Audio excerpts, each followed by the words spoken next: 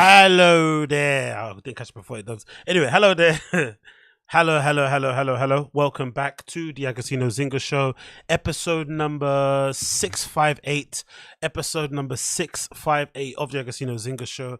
I hope you are doing well. Wherever this show may find you, I hope you are doing splendid. As you can tell from the sheen on my forehead and the bounce of my hair, I had a nice, lovely, warm shower, washed my hair after the gym, and I'm feeling great and I'm feeling good. And I've got a massive night ahead of me, actually. I'm meant to be going out to Nighttales to go see Roy Perez play, which should be pretty good, especially because I got the tickets for free because Nighttales ran some promotion where they were giving away free tickets. So I was able to grab one before they went. I'm not too sure how they're going to sustain that and build a club and also support DJs and stuff. But hey, that's not my concern at the moment. Until I am a club, I won't have to worry about those type of things. But I am feeling good. I am feeling well. I am well hydrated. I am well, worked out and whatnot. I feel I've got a little pump going on. Although I'm not liking how I'm looking. I'm looking a little bit too wham for my liking. As I mentioned earlier, it is Alton Mason flipping season, and we need to kind of go out there and just get skinny and just get hot. Right? No Ozempic needed. No Ozempic needed. Only hard work and dedication, and that's what I'm doing at the moment, which is why I'm sipping on that good old coffee. Lovely. But yeah, thank you so much for joining me. Been a pleasure, as per usual. Never actually a chore. I'm doing something different today. I am streaming this via my normal means of streaming, so that should be pretty interesting to how I'm doing it. But hey, we're gonna give this a go, and then we're gonna see how it develops over time. Anyway, so not to waste too much. Don't want to waste too much of your time. We're gonna go through all the topics I want to go through now. So number one topic I want to go through quickly. I've got this Telfar bag, right? I've got this nice olive Telfar bag that I'm kind of using as a kind of a cheaper option of like that famous. Remember that picture? There's that famous picture of flipping, what's his name? Frank Ocean wearing a Celine bag. I'm sure most of you who are like into clothes know what I'm talking about.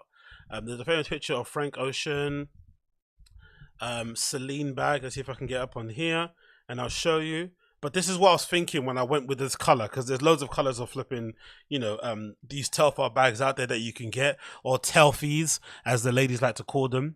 But I decided to go for this. Let me show you.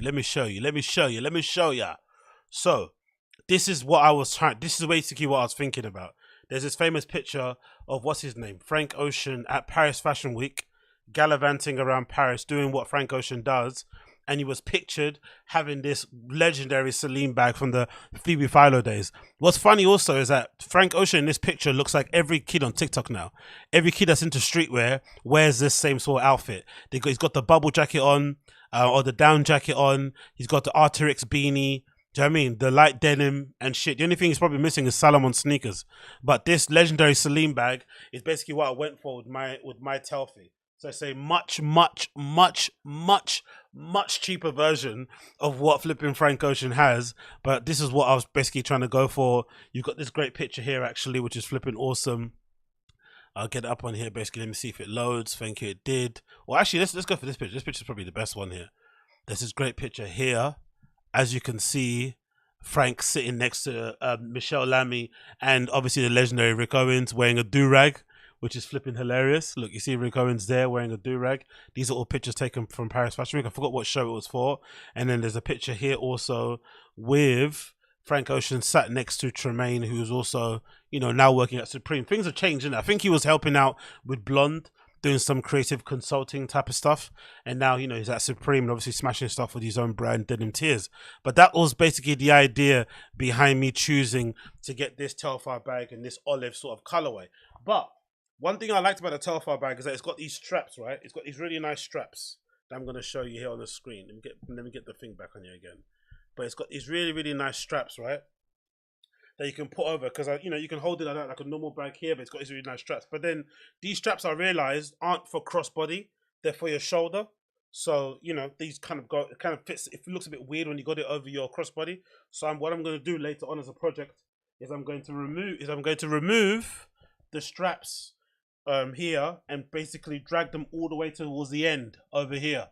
So the straps are going to be somewhere around there, so that I can put it all around my waist. I can wear it kind of crossbody, sort of like a messenger type style bag. So that's basically a project that I've got going today. So I'm going to be spending a lot of time drinking loads of coffee and stitching, cutting the strap off and then reapplying it back on there again. Because you know what? I'm not precious about my stuff. I wear my stuff. I cut it up if I don't need it. So I cut it up, I edit it, I change it. But also the main thing is I wear my stuff. So I'm really looking forward to doing that project later on today. So that's one thing I've got on the deck. Then I was actually sitting around thinking, you know what? As a bit of a throwback, let me go back and see my Tumblr, because there's been a lot of discourse around people basically reverting back to Tumblr. I think it's just basically this common thing that everyone's basically on, right? Where they're trying to relive the glory days of the 2000s. And of course, back then, Tumblr was awesome. I remember back then, what I was doing with my Tumblr was that I had, I think most people had the same thing. Before the mobile app came out, there was this email address each Tumblr account had. And you could basically send your pictures that you were taking, like your mobile uploads. And you could send, no, as mobile uploads, you could send a picture you took with your phone directly to your Tumblr using this email address as like a mobile upload. And it was a really cool way to sort of like document and journal your basically, your life in general. And it was good to kind of look back on it and kind of see the stuff that you were kind of up to. So I found my old Tumblr. I actually legitimately found it. And here it is. My old bloody Tumblr. And the last post, as you can see here, is from 2017, which is hilarious. And it happens to be around the time when I was going out, like, I don't know, Wednesday to Sunday every single week. And this was also a time when I was, working crappy jobs as well. So I had the horror of going back to a crappy job, but also had the relief of being able to let go and go to flipping these forest raves. Because this is where the picture was taken. There's a picture on screen with me holding a bottle of Mari Diomi Nero di Toyota red wine, I'm assuming, right? This looks like a red wine that you should be having with a meal. But here I am holding this bottle of red wine at a forest rave somewhere.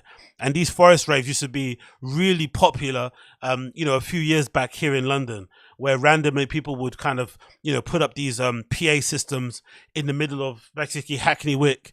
And you would basically, the only way you'd find out where the forest rave is, you'd have to kind of walk around the forest and kind of keep your ear open. But obviously over time, the neighbors will start complaining about the noise, so they had to lower the sound. So you couldn't really hear it. So you just have to hope and you bump into people. And there'd usually be raves that would happen after the clubs because, our clubs here are rubbish and they stay, they close at like 4 a.m. or something, which is way too early if you're really about raving. 4 a.m. is basically when things get started. So people would go from these forest raves from like 4 a.m. all the way until sometime in the afternoon. It was absolutely massive. Like I really, really did enjoy it. But it was a bit crazy at that sort of time. Actually, let me just continue on here. So we got that courtesy of this. Actually, let me get rid of this. Actually, I don't want this on screen. But yeah, and then just continue looking back on it. It's just funny back then, because I'm going to be talking about sobriety a little bit and this annoying kind of trend that's happening where everyone's basically talking about it and bragging about it. And kind of, I feel like sobriety is being kind of weaponized, or not weaponized, it's kind of being gamified. It's kind of being turned into like the new CrossFit, the new keto diet, the new paleo, the new carnivore. It's always a trend. It's never like just, hey, we decided that we've kind of, lifestyle edits, we want to move on to do different things. No, it has to be this big song and dance. But it's just funny, me looking back at some of my times here in my flipping Tumblr, where a lot of my stuff, like even these pictures, are all taken within a drunken stupor. There's a picture here where I think I was leaving the Brixton Academy, and this is after a Travis Scott show. As you can see, there's many Caucasian kids with their tops off. So it's either, that's the thing with this picture, either this is a really good gay club, or this is a Travis Scott party. That's all it is. Right? Travis Scott parties, he's got the most, I think Travis Scott and Kendrick Lamar must be the two people in hip hop who have the biggest white fan bases. I think so. It's really strange. They have really big white fan bases, but they're also kind of, you would imagine they're not described as somebody you would think would be like a coconut. They are kind of looked at as like, real guys, but they also have a very, very, very, very big white fan base. And of course there's pictures here of me at some, probably, I don't know where I'm at here, probably at some house party somewhere. Again, another picture, like I don't know what the hell this is. It's probably me throwing a bag in the air. Like everything here contains alcohol. Look at this. All of it is alcohol. These are pictures probably taken in Berlin. Me holding a what you call it, a little bottle of a Berliner Luft, which is an amazing, really sweet kind of liquor type of drink that kind of tastes like the way I would imagine lean would taste, but it's probably not. There's another picture of here of a beer from flipping Berlin. So my personality back then was very, very 2D. It was all about drinking and going out and meeting randoms. Like, I have no idea who these people are on screen. Absolutely none. There's a horrible picture of me on a bus somewhere with a joint in my mouth thinking that I look cool. Absolutely cringe. Me, you know, a picture of something I was eating. Like, okay, cool. A picture of some whiskey that I probably bought from Lidl. Like, all of it revolves around drinking and working out. Drinking and working out. Pictures of here, Barcelona somewhere. This picture of me and my friend, we went to Primavera Festival. Meeting some randoms again. Like, crazy, cringy, horrible things. But I have to admit, it was a lot of fun. It was bloody a lot of fun. But I was just looking at that and just thinking about the whole, thinking about the whole sobriety sort of stuff, right? And what's happening with that and why people are kind of making it into a trend, because it's kind of getting on my nerves a little bit, seeing everybody's talking about it, but we'll touch about it later on in the show. I've got many things to dig in about. Anyway, moving on from that, I was also checking social media and I happened to stumble across this really funny post, courtesy of the one and only Kanye West. You gotta love Kanye, innit? You've got to flipping love Kanye. I love how he just pops out and just reminds people what time he's on, because I guess on his side, he must have people basically I won't say hoping that he has a breakthrough, hoping that he has some sort of turnaround, but I like that he kind of feels like he has to keep reminding people that he does whatever the hell he wants. And it kind of reminds me of that Gerard Piqué interview recently in El País, where they're asking him questions about you know, his his relationship with Shakira and how now they're being divorced because obviously, you know, he was allegedly caught cheating and whatnot, and the internet is completely turned against him and they're hounding him online and trying to bully him, and he was basically like, hey, I'm going to do whatever the hell I want, all right? And it was really refreshing to hear that sort of thing, instead of like trying to appease and win over the internet, when in general, no one cares, right?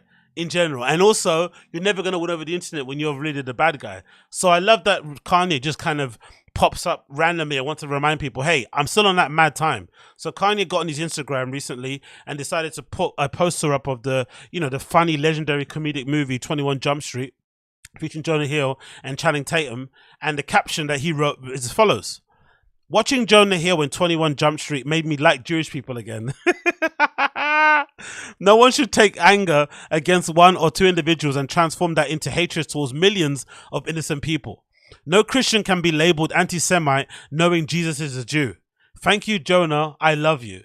This statement is, you know, riddled in contradictions, but I just love, forget all that. I just love the fact that he pops up and reminds people what time he's on, because I'm pretty sure on his side there are people like thinking, because he's been quiet on social media, he hasn't said anything, people are thinking, oh, Kanye's changed, he's seen the light, he's had a breakthrough, he's come back around, he knows what he did is bad, he's our Kanye again. He's like, nah, I'm no one's Kanye, I am Ye. I'm no one's Kanye. You cannot control me. Nothing's ever going to change in that regard. I am who I am. And I love it. I love that he's like that. I love that he kind of continually pushes the line on that sort of message and doesn't stray from it in the slightest. That's the first thing that I like about the guy.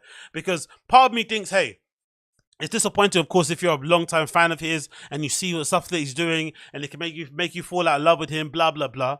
But that's something as well that I love, that kind of concept of FU money, of he's actually living that life. Similar with like Elon Musk. Say what you want about these guys, but at least they are using that wealth and that money they have to live life exactly as how they want it to live.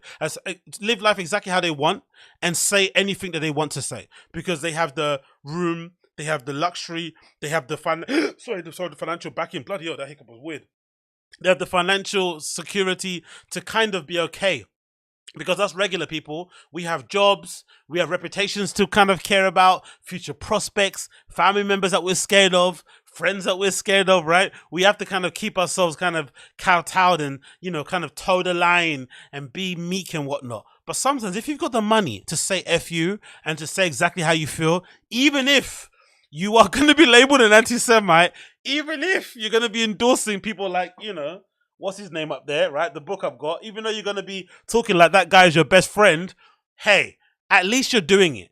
And even more so with Kanye, I have to respect it with Ye, is that he's doing it as being like a cool guy, as being like the pinnacle of cool guy, where he knows all those people in that scene, for the most part, are very heavy left-leaning, super liberal. So the fact that he's coming out and being this hardcore, right-wing, Christian conservative type of guy, it's going to alienate him from his entire friend base, which it basically did. But because he's so genius and his talent is so high level, he knows all it takes is another good run of products and they're all going to be coming back again, trying to kiss his feet and trying to get invited back to shows and go to flipping listening parties and whatnot. He knows how fickle the game is, so he's just kind of playing it like a fiddle. But, of course, if you're his friend, if you're the people that he dissed along the way, the Yoon from Ambushes, the Tremaine from Denim Tears and Supreme, and all these people, John Legend, if you're those kind of people and you know him, like you'd have to be like, hey, if I see you, I'm going to punch you in the face.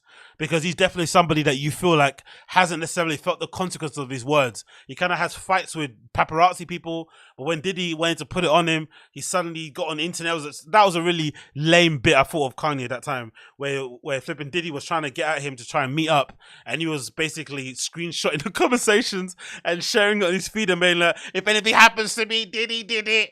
Like, basically just snitching, like acting really, really weird about it, which I thought was really, really lame. But again, he's a billionaire. You can kind of do billionaire things, and that is the kind of weirdly secret thing that I wish I could do. Of course, I wouldn't come out and be a flipping anti-Semite, but just the ability to just say what you want and kind of fly off the seat of your flipping pants and whatnot, and just kind of go with the flow and let it be as it is. Especially if you're supremely talented, everyone's gonna always come back because your talent is basically undeniable. So big up Kanye for being the guy that he is. Big up Kanye for being the guy he is and reminding people that, hey, I'm still on that time, by the way. Don't think I'm your friend. I'm not your friend. Nah. Not your friend. So yeah, big up Ye. Big up Ye. Then, of course, let's quickly move on from that one and talk about this. Have you guys seen this? I thought this was absolutely hilarious. So obviously Yeet is like blowing up right now, and it's definitely the new kind of like star in hip hop who everybody's really jacking and everyone's thinking is the next guy, and all the kids are real big fans of his, and he has really cool style, and he's just album wise, his sound is starting to become a little bit distinctive. He's starting to have his own lexicon, his own language. The melodies are really interesting. He's producing now. He has these different sort of like pseudonyms he kind of goes under, where he kind of features himself on tracks and stuff. So really interesting dude, really interesting character. But you rarely ever see him under the kind of the shiesty mask or snood or big beanie kind of thing, the balaclava that he wears. You rarely see him under it. And now I kind of know why, because this picture's kind of gone viral on Twitter of Yeet backstage at his show, which is quite wholesome, with a fan who brought some cotton candy because he loves it. And let's just say there's a reason why Yeet keeps that flipping head mask, hoodie, woolly hat type of thing on his head, because underneath that is a very interesting looking fellow. Let's just say that. Very interesting looking fellow. But one thing that made me think about this while looking at the picture was that, number one, he looks really, really regular, which might be kind of the reason why a lot of kids kind of like him, because if I'm not mistaken, he's got some European in him. I think he's like Mexican and something in Europe. I don't know which one it is. So you can just imagine what his tours are going to be like when he comes to Europe. He's going to tear it apart, right? For sure. But because he looks so like, average looking, I think that maybe kind of it may kind of make kids like him more because of that. But also, the thing that's really clear about it is that since he's blown up, you can definitely tell, like, I think every rapper goes through this stage, especially the young ones. They go through this stage all the time, because you'd imagine if you're a rapper and you're, doing your thing coming up, you're probably surviving on flipping Popeyes and Taco Bell and whatever else you can get your hands on, but you're not eating regularly, or you're kind of always, just kind of skipping meals to pay for studio. But this time, this guy doesn't skip meals. And I know, trust me, I know what a skipper meal looks like, right? And you can tell this version of Yeet isn't skipping any meals whatsoever. Definitely fame is good. And I love that this is a kind of process that you see with these guys where, you know, they start wearing a million chains, they start wearing crazy clothes, they start, you know, buying crazy cars and eating loads, and then they sort of settle down. But they need to have that process of like gorging out and going crazy because much of their kind of come up has been spent sleeping on people's couches, you know, borrowing money or kind of, you know, splitting one joint between 6 guys, you know, sharing lean, all this sort of stuff. And then suddenly when you get money, boo, it blows up. But one thing I do like about the kid, I have to be honest, he looks like this regular, but he's also kind of like a little bit like a superhero, a little bit. Because once he gets on stage and he's actually performing and doing his thing, he looks completely different. And obviously, look at this video here of the concert of him performing in Montreal. And, you know, the kids are going absolutely insane. Let me play a bit of the clip here so you can hear what it kind of sounds like. But this sounds like it's going off crazy.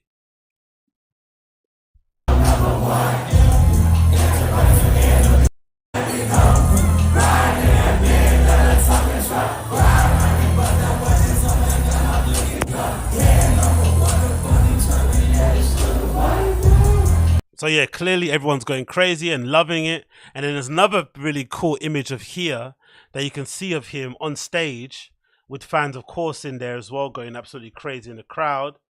I'll play that sound again so you can hear it.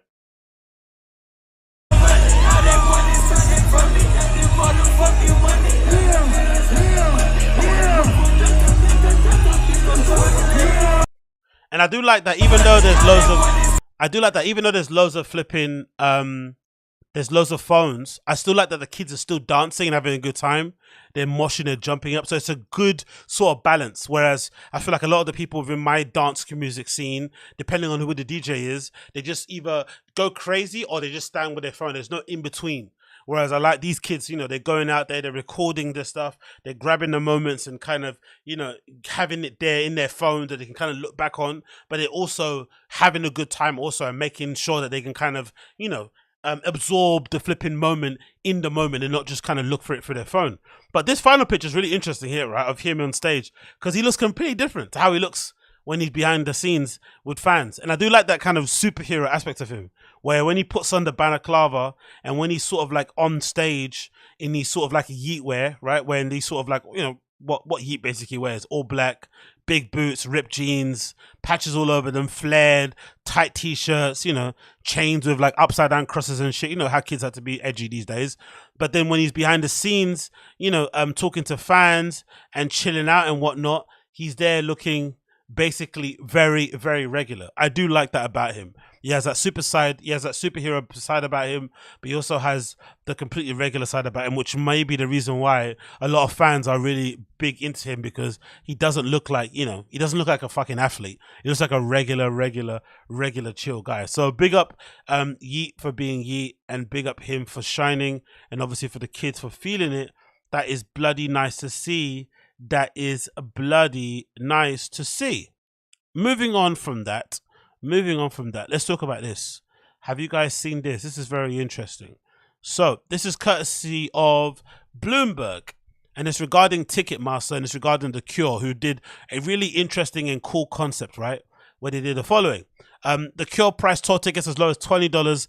Ticketmaster had other issues, so had other ideas. And obviously, most of you know, The Cure are going on tour. They should be on tour now. And they basically announced a tour, but they also wanted to make it super affordable. So they basically had it hard set that all their tour tickets would be 20 quid to make sure that all fans could be able to go see them if you could afford it, which is amazing.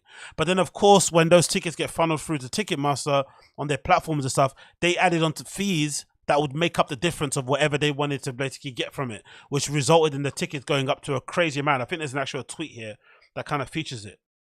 Where is it? I think if it can load up on here. But let's read the article in regard. So it says, Ticketmaster is once again drawing the anger of concert goers after some fans planning to see the British band The Cure reported paying fees that exceeded the price of the actual ticket itself. Cure, the 1980s new wave darlings with a cult following, tried to keep the prices low, selling the tickets for as little as £20. Service fees and facilities and other processing costs can easily exceed that some buyers reported. The band said on the website it was selling seats to verified fans to block ticket ticket scalpers and limit the inflated resale prices. Ticketmaster not immediately apply. So they do an amazing thing to try and make sure that they get around the, the scalping issue that we have here and resellers and whatnot. And then Ticketmaster basically says, all right, bet, you just watch. And they basically added loads of fees onto it, which basically meant that the prices went for a crazy amount. Let's actually get the picture up on here. Let's see if it loads. But this picture from a Twitter user that kind of showed exactly how much the flipping tickets were after they added all the flipping fees onto it. And it was absolutely crazy. Let me get up on here 1 second to see if it loads. Bear with me a sec. Body, ba. It's coming, it's coming, it's coming. Let's see. Let's see how it goes. Yeah, there we go. It's loading now. So this is a tweet here that kind of features what the final prices were when you head into checkout and you go and flip and grab the, when you go grab the tickets for Cure, the final kind of price breakdown that you had to end up paying was crazy. Okay, cool. It looks like they took it down. Great, awesome. We don't even get to see the ticket price, but it doesn't matter. Moving on from that story, we've now got another story regarding ticket prices and whatnot in Ticketmaster regarding this. Ticketmaster faces a class action lawsuit over Drake ticket prices. A Canadian law firm has filed a class action lawsuit against Ticketmaster over the alleged pricing gouging of tickets on Drake's upcoming tour. The Toronto Star reports the Montreal-based firm LPC Avocat Inc. claims that the ticket behemoth initially misled consumers for its own financial gain. According to the complaint obtained by Toronto Star, a Montreal man purchased 2 official platinum seats for Drake's July 14th concert at the Bell Centre, each costing $789.54. The following day, a new show, July 15th, was allegedly added to Ticketmaster with the same seats listed roughly for $350 less. God damn. In the suit, LPC Avocat Inc. Alleges that Ticketmaster knew that the July concerts in advance but withheld the information. It also alleges the official platinum seats were ordinarily sold and at an artificially inflated premium price in bad faith. The Toronto Star reports the plaintiff are seeking compensatory damages and an aggregate amount of the differences between the prices charged for the official platinum seats and what the regular prices ought to have been. Per the complaint, they are also seeking $300 per customer in punitive damages. So there's been an ongoing issue, of course, with Ticketmaster and prices and gouging and whatnot.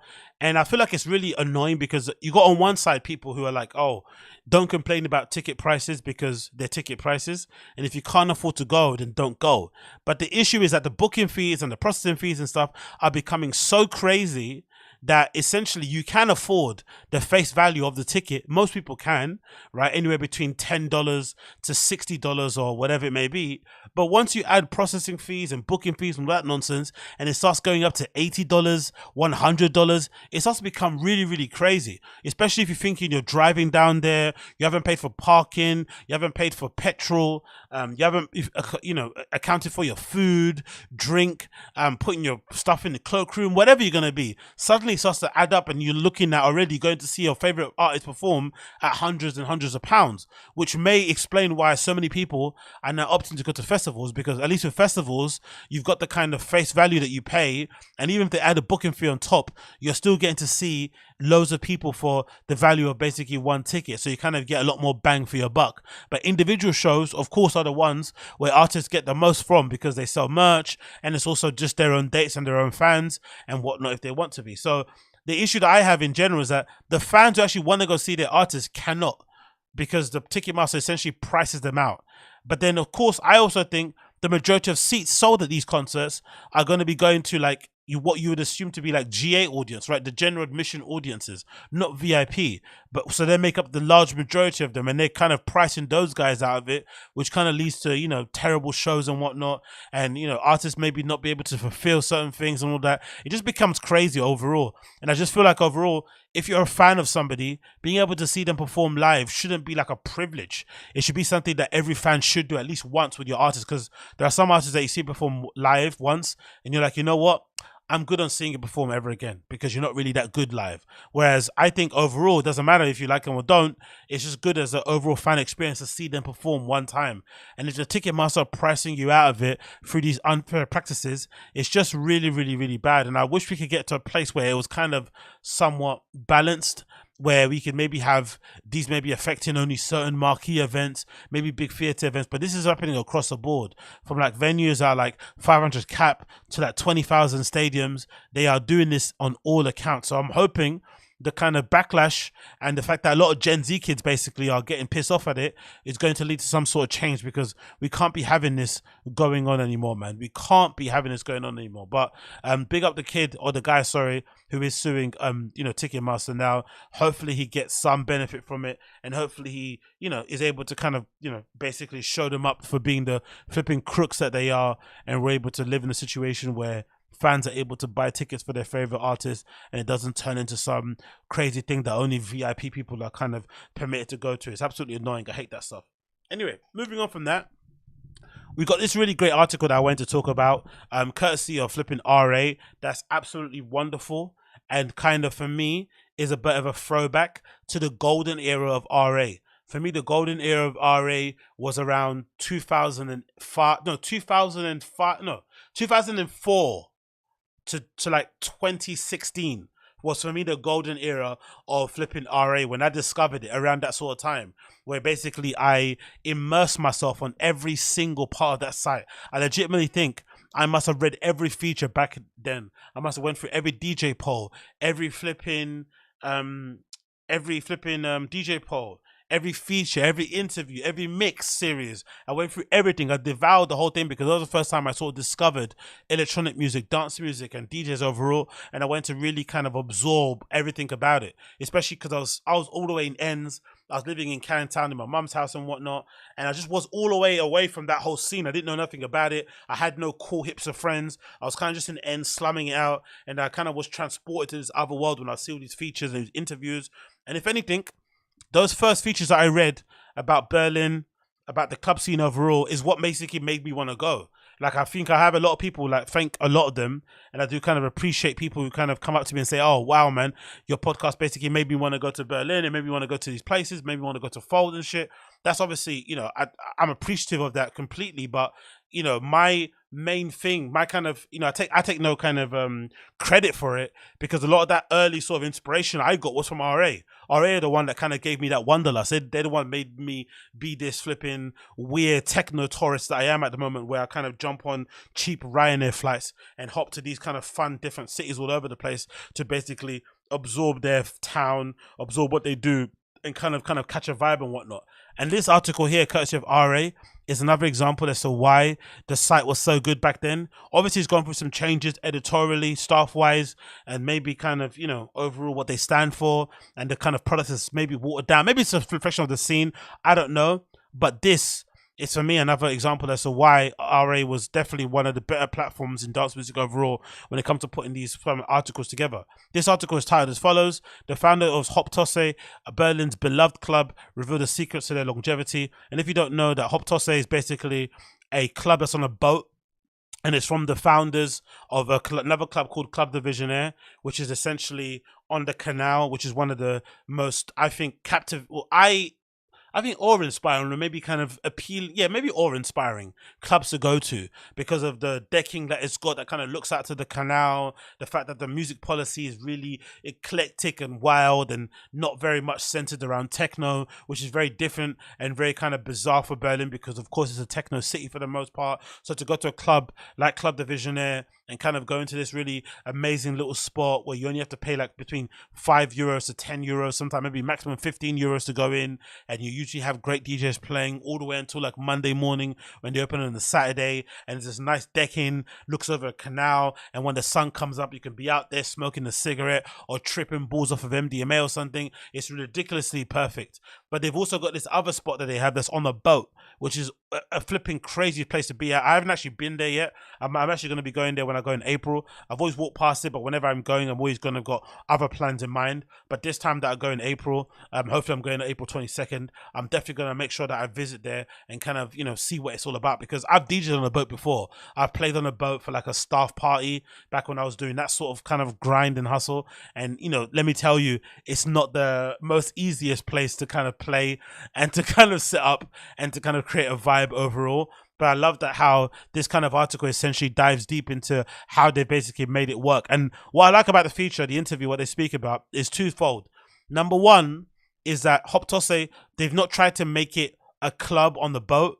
They've tried to utilize it being a boat and try to basically make it work as also being a club, if you get what I mean. They haven't just tried to like soundproof all of it and basically try and make it into a moving thing. They basically worked within its parameters, and basically it feels like an ongoing project that they're kind of fine tuning, figuring out what speakers work, what sort of bar system they want to use, what sort of booking policy they have. It's all kind of malleable and kind of changes over time. But I do like the entire feature because it kind of is an interview where they speak to the two guys involved with Hoppetosse, which is Gregor Kramer and a guy called David Hoon, and they go through the entire thing. And there's a video clip here, actually, some great pictures obviously on the boat as well, but there's a video clip where they talk about how they basically repurpose the space and create it. And I think it was a really good kind of insight into what goes into kind of creating these sort of amazing little spaces. And I'm going to play the video here now so you can kind of get a feel of this amazing club on the boat that isn't trying to be a club, it's trying to be a club in a boat, which I think is fucking perfect. So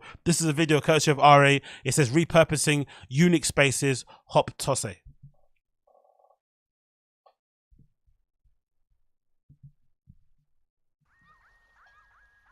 A DJ once jumped into water after he lost his records. It was actually winter, it was -8 or something. After a long party, we left and he skipped his record bag from the bridge into the water. Shall I mention the name? Actually, it's Francesco Delgado, and we call him since then Francesco del Aqua.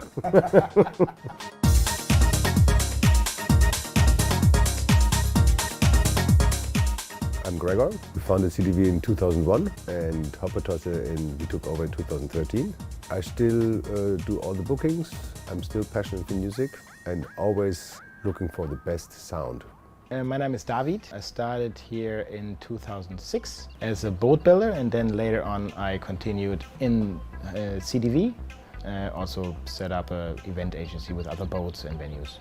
The first time I saw the boat, it was on the other side of the harbor, laying there. They just brought it there. The upper deck was cut off, like so. Saw the underdeck, and it was quite impressive actually. And then to see the second floor built on top of it again, that's a massive boat here. It's going to be fun. Yeah, I really liked it because it's an amazing view here and actually my home harbor. Let's say, yeah. Main problem with taking over a boat is that it's not supposed to be a club. In the winter it's in the water, so it's really hard to heat. In the summer it's still in the water and it's really hard to cool.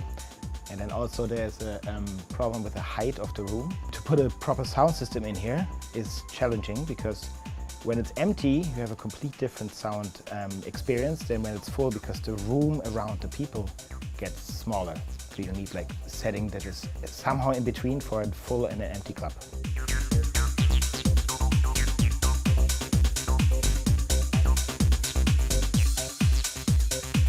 The condition of the boat is also quite important, that you have something which is not too rusty maybe. You need your permits, and electricity is important.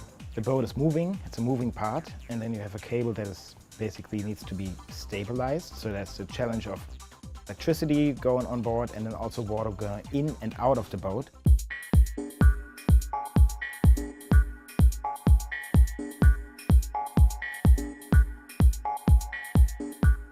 So this is obviously the Hoppetosse, and we'll start going on the former foredeck, which was not covered originally. We covered it.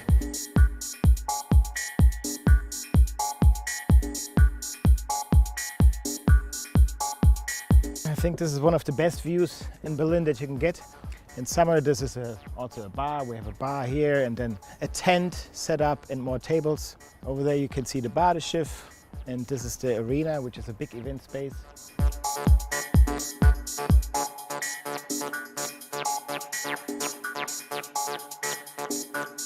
Here we are in the main floor. This is the entrance. You come in, you have the bar, nice bar around, DJ booth, chilling area, and that's the dance floor.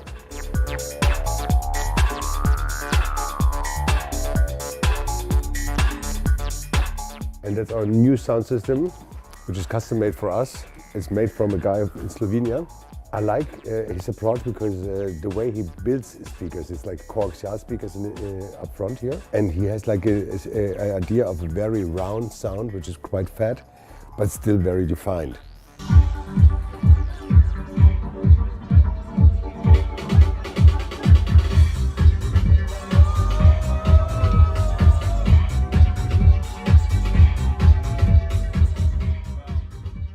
Yeah, this is our downstairs floor.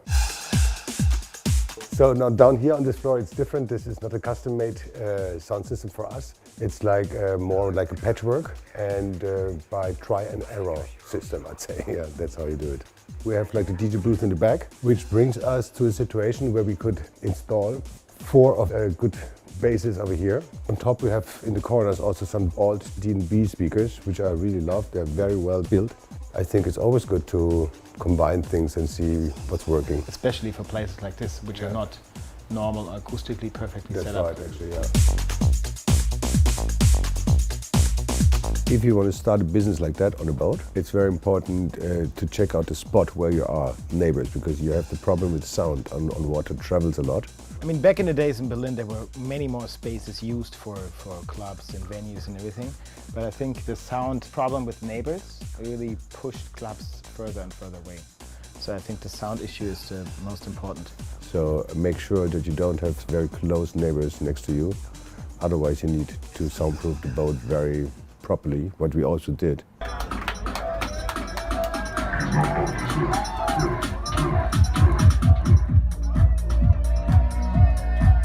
Anyway, you get the gist. It's absolutely amazing space. I can't wait to visit it when I do eventually go there. I've got a couple people in the chat saying to me, yeah, it's a good spot. Citizens saying I can smell the speed through the screen. Hilarious. Yeah. I'm definitely can't wait to go and flipping check it out. I really can't wait to check it out. What people say, Night Runner saying was I'm again, but hopefully see you in the comment thing, because I feel you should really think about going to a big lols. Yeah, why not, mate? I might make it. I might film the whole process actually. But yeah, big up Hoppetosse saying again. I was checking this video and it's a really cool little series that they've got. I think for promoters anyway, RA.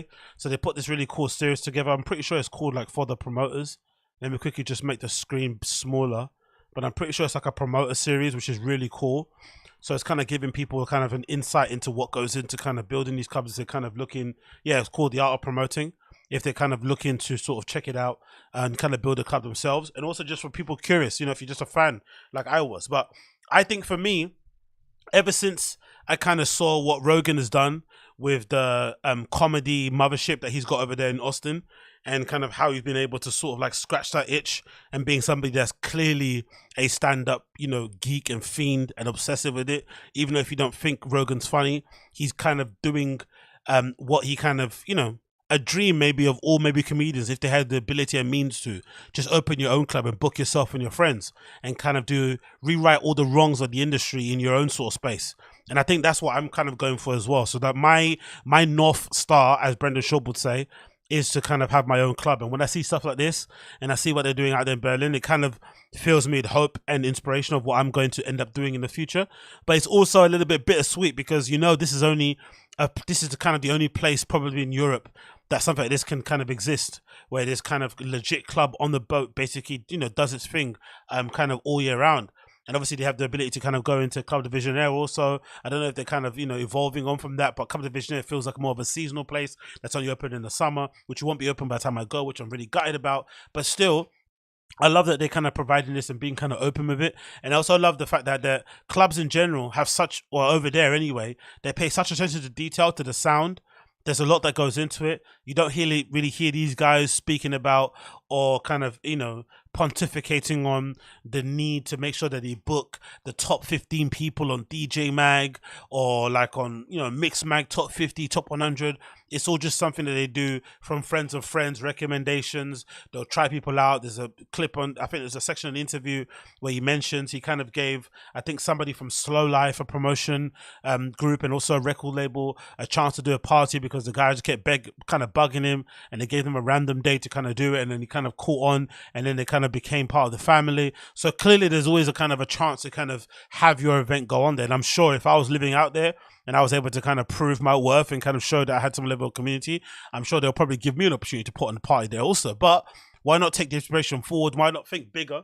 In the words of Virgil Abloh, instead of thinking super, super small, why not just think, hey, why not I set up my own club? It'll be fucking interesting though in the future, because I'll probably be the only person who's still renting, doesn't own a car, but also has their own club. It'll be one of those kind of things, because I'm sure having clubs is the same thing like, you know, having a bar or a pub. You can just take over an existing space instead of kind of building up from the ground up. It's what people do in restaurants. It just gets spots already that might have kitchens in them and kind of build up that way, or you can kind of repurpose a new spot, but you can kind of take over spots that already kind of exist and just kind of paint over the X name and kind of restart it that way.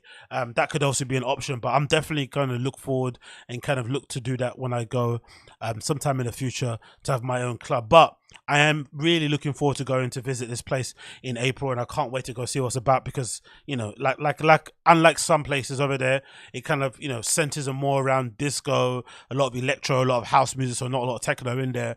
But obviously they have some of the best people playing there also, especially people that want to play after hours, because it's open until Monday. And the thing is, I remember when I passed it in the winter sometime, I think around June. No, I think around October of last year, I kind of walked past it because I was on my way to go somewhere else, and it looked really wet. It looks super sticky. So it's the kind of place where, because the guy even says in the clip, where it's kind of really hard to heat and to keep warm in the winter, and it's really hard to cool in the summer. So I can imagine in the winter it's super cold, but in the summer it must be horrendous. It must be like melting level in there, tops off and all sorts, because, you know, it's just crazy. And the one thing I have to give Berlin clubs credit for is that they do keep them really well air conditioned. They're really good with flipping locker rooms and cloak rooms and stuff. They got decent bars with cocktails in them, you know, which is not really a thing you would do if you go to a nightclub. But I feel like most nightclubs in Berlin have pretty decent cocktail menus. But one thing they're really good at is making sure the clubs are cool, which is the complete opposite to our clubs here in London. The clubs here in London are so warm, it's ridiculous. Like, there's no chance of you ever going into a club in London that's got good air conditioning. It doesn't exist. I think some places even just turn it off because the costs are probably too high, especially with the cost of energy going up. But this little on the screen now, there's a picture. Sorry, there's what you can see is basically a video taken from Hoppetosse that features, it's titled "How to Set Up Turntables for a Club." And essentially, they've got an in-house team that just basically sets up, you know, all their audio-visual all their audio set up inside the club. And I think in the article they mentioned that they got like up to between 60 to 120 people that work behind the scenes set up in the club, which I didn't know. So there's so many people that kind of work to kind of keep that place running. But this is a mark of how seriously they take clubbing there, that they have a guy who specifically knows how to tune a turntable for like a moving space in general. So I love the fact that they go through everything. It's really anal. I watched it already. I'm not going to kind of subject you guys to it, but it's an amazing little video of him basically fine-tuning a Technics turntable and making sure and giving all these tips about how you can basically make sure it's leveled, make sure it's kind of centered, all this sort of acoustic stuff. It's absolutely incredible to kind of check out, and kind of goes to the fact of why I like clubbing out there so much, because it's just high level in terms of how they present it. It can be a bit annoying, like when you go to places like Berghain and they turn you away because you don't look a certain way or because you don't match the vibe. It can be quite annoying, and it can be something it's quite hard not to take personally, that you're getting turned away from places. But when you do finally get into some of these spots, you realize why they go so hard to make sure people that are in there are kind of cool and kind of know what's up, because the sound systems, the programming, who they book and stuff is just high level, and I absolutely love it, man. So big up all of them, big up what they're doing out there, and I really honestly cannot wait to get out there and to kind of see what that place is about and rave in a boat, because like I said, I've played in boats before. I played in one boat where I was DJing for like an alleged 60-70 night or something, which is absolutely horrendous. I'm so happy that I'm not doing that shit ever again, but it was really hard and really difficult to kind of keep the vibes going in a space like that. So I can just imagine what it must be like to run an actual club like that day to day. It must be absolutely crazy. So big up everybody associated with those guys. Big up everybody associated with those guys. Next on list here, we've got some interesting news regarding human made. So this is courtesy of Hypebeast, and it says here that KAWS is now an advisor for Nigo's label Human Made. It's the label that he started after he essentially got kicked out of running a bathing ape, after basically IT bought it because of all the debts that they're basically accumulating, because Nigo's one of the only people I think in streetwear overall who kind of went kind of semi-bankrupt or ran out of money because he was doing stuff at such a high level. He decided to kind of pour every single bit of money he was making into basically producing really good garments or really high quality garments. Paid crazy attention to detail, to labels, to packaging, to merchandising, to store interiors, architecture, like just crazy stuff, website design, everything in general was kind of, went crazy. The cafe, and I think essentially that basically cost him his business, and then overall IT had to take it over, and now IT are basically killing that brand, right? They're bleeding it dry. These crappy New Balance collaborations, they've got Adidas ones, like just terrible stuff. But then Nigo went on and obviously did what Nigo does. Like most of those kind of cool Japanese guys, they kind of always, decide to jump on and do other brands, which I always love. The fact that they keep reinventing themselves. Another, guy that I kind of look up to, Hiroshi Fujiwara, who's got Fragment. He's the kind of guy that he's got so many brands that he kind of did when he was coming up, and he just kind of started one, dropped it, did another one, dropped it, did another one, dropped it, and you just kind of have all these cool ideas. And when you look back, you have this amazing archive and catalog of all these amazing projects that you started that all kind of, a snapshot of the time that you're around, but also have different aesthetic, different feel. And then usually what happens is that all those different projects that you do kind of feed into the final thing that you're kind of known for. And I think you're kind of seeing that with obviously what Nigo's doing nowadays. And obviously he's kind of going to become Kento designer, blah, blah, blah. Anyway, Human Made is kind of going for a bit of a lull, it feels like. So maybe it made sense to kind of bring KAWS in, especially when you consider, he's linked to streetwear, the fact that he's an OG for real in the scene and not a cringy one, and the fact that he had his own brand too back in the day called Original Fake that I thought was really underrated. And I'm not really sure why that ceased to exist. I'm assuming because the sales weren't good. But overall, he's definitely got a good eye and definitely somebody that you could kind of trust to kind of go in there and sprinkle some of his star magic and maybe do what Skate Thing used to do for Bape back in the day, because Skate Thing was one of the graphic designers who was basically responsible for creating some of the great graphics that Bape was known for, the Bape head design and those other things, and camo designs. And also, so maybe KAWS is going to kind of step in and do the same sort of thing with Human Made going forward, because it is a bit of a lull. And of course, with Nigo doing Kenzo now, maybe his time is taken up doing that, and he needs somebody to kind of help out, with Human Made day to day. But this is the article courtesy of Hypebeast. It says, taken to Instagram, Nigo shared that KAWS will now serve as an advisor to Otsumo Co. Limited. Otsumo, the parent company of Human Made, covers a wide range of lifestyle and related businesses and centers around making life on Earth more interesting from the street. Sharing his excitement from the appointment, KAWS said, Nigo and Tokyo street culture are a source of my design inspiration throughout the series of my collaboration with Human Made. Otsumo's vision for making life more interesting from the street has always resonated with me, and I'm excited to join the team as an advisor to help them bring more ideas to life, which is pretty cool. It has been about 30 years since I first met KAWS, and since then we have collaborated on various projects together. I feel very reassured to have him as an advisor for Otsumo future. We both come from the streets, continue to see each other grow professionally and personally, and I look forward to unique ideas realized through Otsumo. Thank you for joining KAWS. The advisor position for Otsumo will build the creative power of KAWS and Nigo, and KAWS providing a support in the company from an artistic perspective. What I like about that quote, you see how often they mentioned street. I love that these guys are still very much tied to and understand the value of streetwear and put it on the same pedestal as fashion or even higher. Because I feel like, as much as I love the guys like Matthew Williams, the Tremaine at Denim Tears, Virgil, before he passed away and whatnot, I feel like a lot of those guys see streetwear as a slight. Even though most of them came up through streetwear, when they suddenly go into fashion and they start to do more quote-unquote serious projects, they don't like to be looked at as streetwear anymore. Even Samuel Ross from A Cold War, whom I'm a big fan of, he also somebody who kind of, is not sometimes fond of being labeled or being boxed in for the streetwear stuff, which I don't think is limiting. I think, if anything, that kind of speaks to their ability to communicate with the actual public. Because all those guys, it took for about Matthew Williams, Virgil before he passed, even till now, Sammy Ross, all these people are able to shift product, are able to sell stuff. Even look at them now, Vetements. That Vetements, I feel like, started off as a streetwear project before. Obviously, it came from a very high fashion type of person in mind, considering, Demna's experience.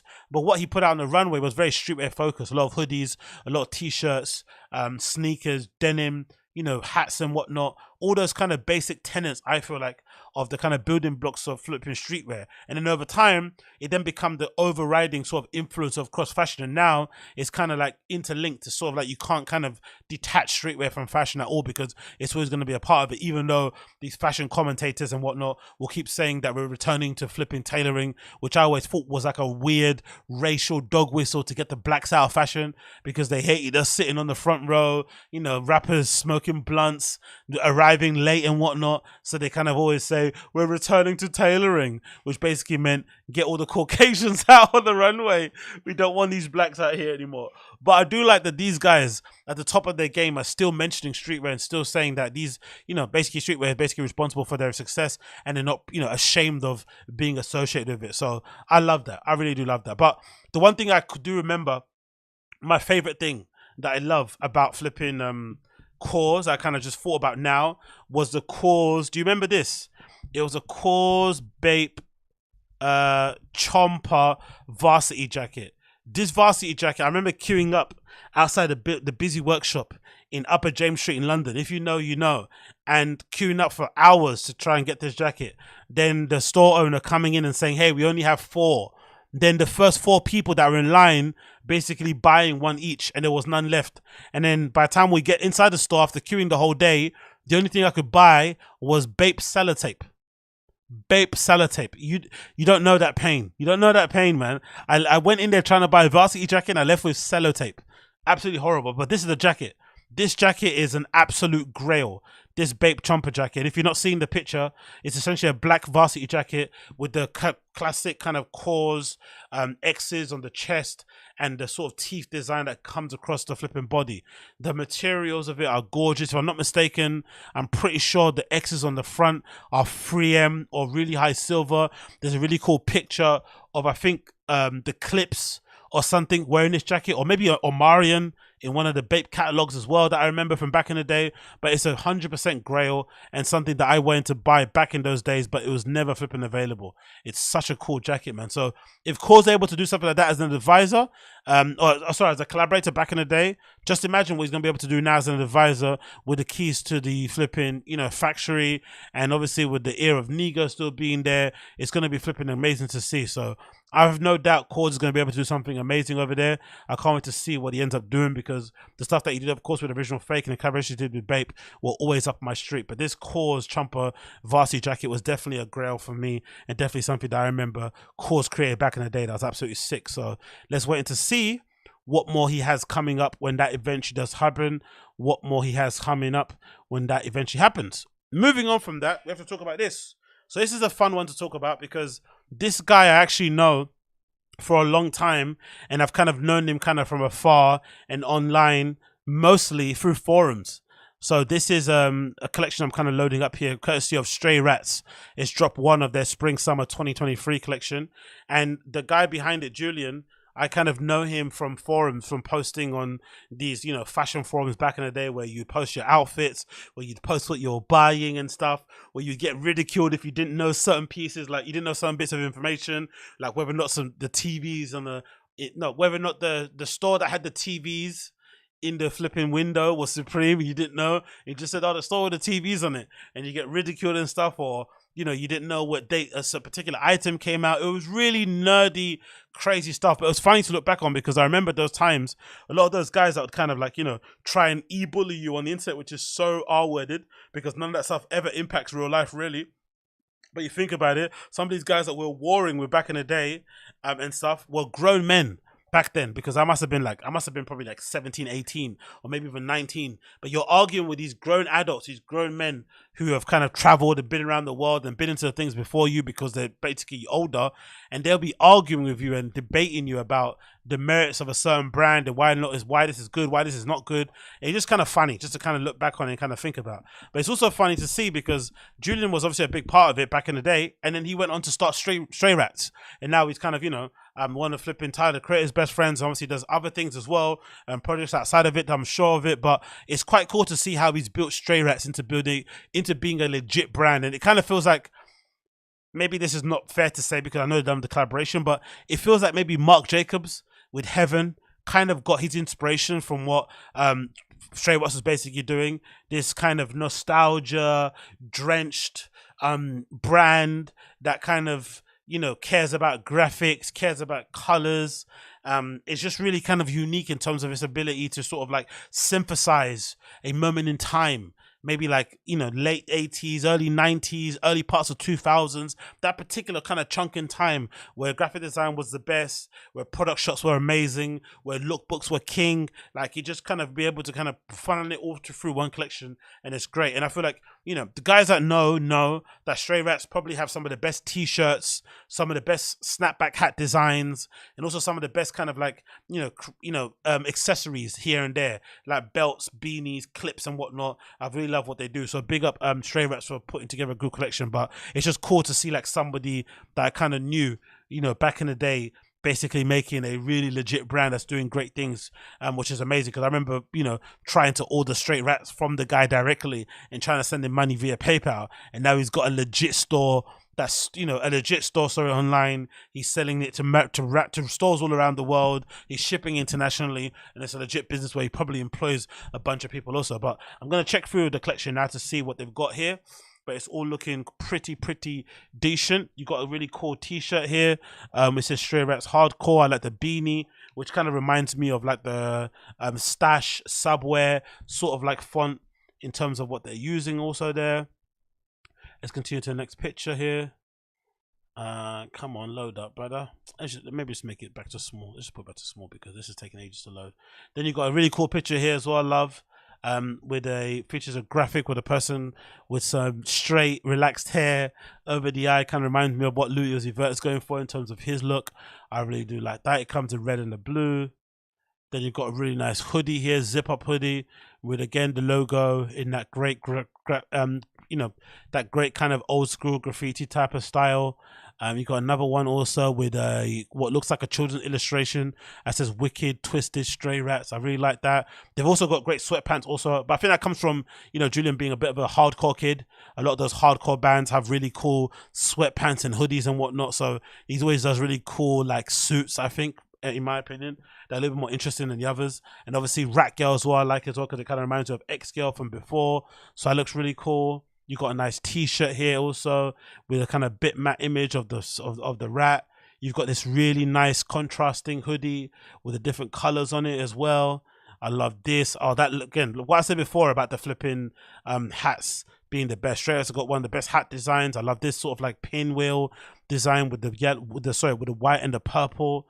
And again, you know, I really like the shape because usually Stray Rats have a high brim on the shape, which means people like me with massive heads can fit into them, because usually a lot of the trendy hipster hats have a really small brim, so they only fit guys who like to wear their hats on the top of their head like that. But I like to kind of wear my hat, you know, kind of like a bit of an admiral. So it's nice to have brands that kind of create that. So it's cool to see that. Also, you have this nice chest design piece there also. The Wicked Stray Rats hat here is a nice feature. I like that. That t-shirt again with the emoji. I love this as well. Sorry, with the graphic bitmap sort of kind of style. That graffiti hoodie zip up is really awesome. I love all this. The t-shirts are really nice. The graphics are really strong on this. Again, a nice contrasting kind of color block hoodie is cool. I love that pullover hoodie. That's giving a lot of kind of old school Ibiza type of stuff. I like this. And it kind of ties in a lot to the kind of Y2K trend at the moment, I know. But Stray Rats has been doing this before Y2K became cool. To be fair to him, he's been doing this for a long time. So it's just kind of coincidence now that everyone's trying to look like this. But he's been doing this sort of look in for a long time himself. So big up what he's doing over there, Stray Rats. But again, the t-shirts look great. I love the flipping beanies, which probably won't fit my head, unfortunately, because I've got a big one and my hair's massive. I love this jumper, pushing the limits of standard KAWS with Stray Rats printed on top. Yeah, but all of it looks absolutely amazing. Love it. The first drop is going to be available from March 21st. So it's available now. If you want to purchase it, go and check it out. Let's actually check out the site and see how much of it is sold out. I bet quite a bit of it. Let's double check here. This is the main site, of course. You can see the preview here. Let's click shop and see how much of it they've been able to shift. I'd imagine quite a few bits and bobs. Yeah, look, see, it's already stuff sold out. Whoa. Yeah, that kind of what would you call that shirt? That kind of libertine sort of shirt with the guy on top is already sold out. You've got the other one, the black and white one. That one's also sold out here. What another favorite here? They got sold out. That hoodie is really nice. I love that logo. I'd probably wear that. And that beanie. Oh, okay. The beanie's gone. The beanie with the graffiti print is gone. Interesting that that's the one that's kind of sold, but it makes sense as well because it kind of looks like that Arc'teryx hat everyone's wearing at the moment. All the kids on TikTok are wearing this sort of Arc'teryx hat with the same sort of design. This kind of like this beanie that essentially doesn't really roll up that much. I like mine to look at balaclavas to kind of cover how big my flipping hair is. But what you call it? Oh, what's Uche saying? How much are the crop tops? The crop tops, where is it? I don't know. The crop tops here? Oh, this is the one. Yeah, the crop tops are sold out, but when they were available, how much were they? When the Wrangler, they were $40. Not bad. See, it's all, that's the thing with Stray Rats. It's priced really well. It's not priced like, you know, other streetwear brands. You know, you could easily charge $100 for this, but it's $40, which is pretty decent, I feel like. So big up Stray Rats for keeping the prices nice and clean for the man them and the gal them. We love to see it. Big up him. But yeah, my kind of picks off of this would definitely be some of these kind of paneling hoodies. This pullover hoodie here with this kind of what I'd kind of call like a hippie Ibiza sort of style graphic on it. This contrasting pinwheel type of hat is also great. The kid illustration hat is also awesome. The sweatpants are great, and of course some of the t-shirts as well I'm a big fan of as well. So yeah, big up Stray Rats. Love what they do. Can't wait to see them continue to grow again and again. They did great New Balance collaboration. Hopefully they do more New Balance collaborations come up in the future. But yeah, definitely somebody that I'm a big fan of in terms of what they're putting out there. So big up them. Big up them. Next on the list, we have to talk about this. Because I have to be honest, I am absolutely tired of these shoes. I don't know why people like them. I really don't. The colorway is so basic. And the fact that everyone has them, there's actually a video going viral, I think, of TikTok, where somebody goes to Disneyland Paris. No, Disneyland, no, maybe Orlando or somewhere. Maybe it's in America. It has to be America. And everybody, like every other person, is wearing these flipping shoes. You know what they are? You know what they are? It's the Panda Dunks. Of course, it's the Panda bloody Dunks. The black and white Dunks. The basic BIETHCH, whatever, you know, shoe of choice that's now become the shoe for everybody. It's not even like a BITCH thing. Everybody's wearing them. I don't know why, because everyone has the same flipping colorway of a shoe, which would be my bloody nightmare, but I absolutely hate them. I absolutely detest them. I think they look awful, personally, for me. I think they look awful, and I think they look really basic. But they're bringing them back again, these ones, the Panda Dunks, by basically stealing Yoon from Ambush's design. So remember the Panda Dunk? It's a dunk low with a sort of black and white colorway, really classic sort of makeup, but that's also been rinsed to death. But this new one that's coming out for spring summer 2023 here, courtesy of Over and Under Sound. If you zoom into the pictures, you can see here it features a kind of exaggerated swoosh that kind of, you know, looks like it's detached but it's not, which kind of lends from the Yoon from Ambush design that she did on the Dunks. And it's also got these bumpers on the front and on the back. That's basically what they've done. They've added those. So they've kind of taken Yoon from Ambush's design codes, what she's done with her shoes, and basically applied them to the Dunks. And this is what Nike used to do back in the day a lot. Nike would collaborate with somebody. They do a really cool shoe. The shoe would sell out, and then Nike would take the idea, the premise, or maybe the colorway, and basically put it onto GR shoes. And over time, like down the years, they'd put them into less quality shoes until that thing completely came fleeced. And essentially, you're kind of devaluing the collab, and you're basically essentially using the collaborations as kind of like a springboard to sort of get ideas, or like an idea machine to kind of get ideas to kind of do it. But I really do like these. No, so I really don't like these. Sorry, I really don't like these. I also don't like the addition of this.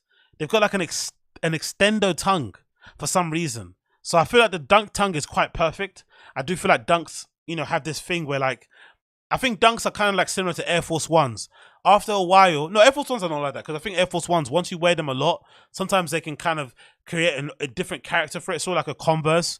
The more beat up a Converse or a Vans are, the better they look. But I feel like with Dunks, the more they're worn, the more crazy they look, and they start to really look like plimsolls, and they look all flat, and your feet are starting to kind of protrude and kind of force the leather out on the outside. It just looks horrible. So Dunks, I feel like, have to be worn brand new. If not, they completely go crazy. But I feel like the tongue on these, this extendo tongue is awful.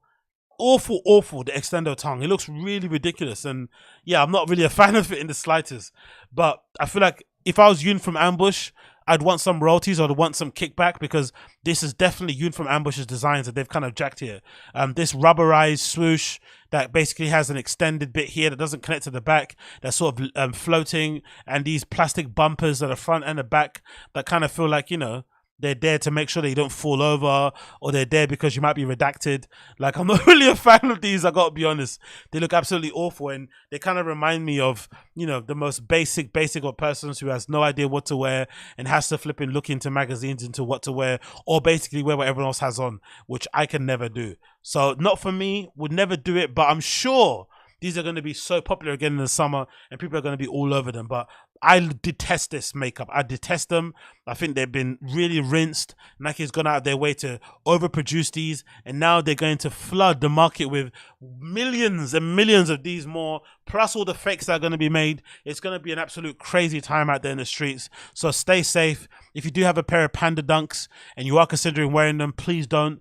Please put them in a bin somewhere and burn them, I beg you. But if you are going to wear them quickly, because this summer there's going to be way more coming. Look at that. If you're looking down at them, look how long that tongue is.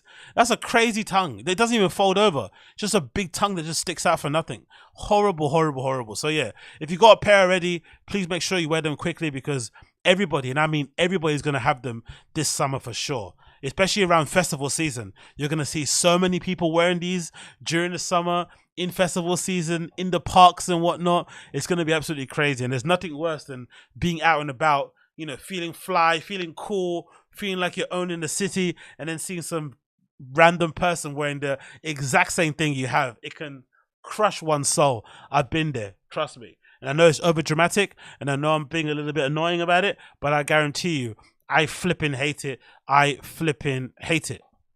Anyway, moving on from that, we have some other news courtesy of Dunks, because again, like, I'm not the biggest Dunk fan, I have to be honest. I've always preferred the Air Force One. That's always been my preferred sort of like shape and silhouette when it comes to that level of paneling, because a lot of people say Dunks and Air Force One look similar, even though they don't. But that sort of paneling, I prefer to go for an Air Force, especially with the sole, especially with the shape, especially with the colorways.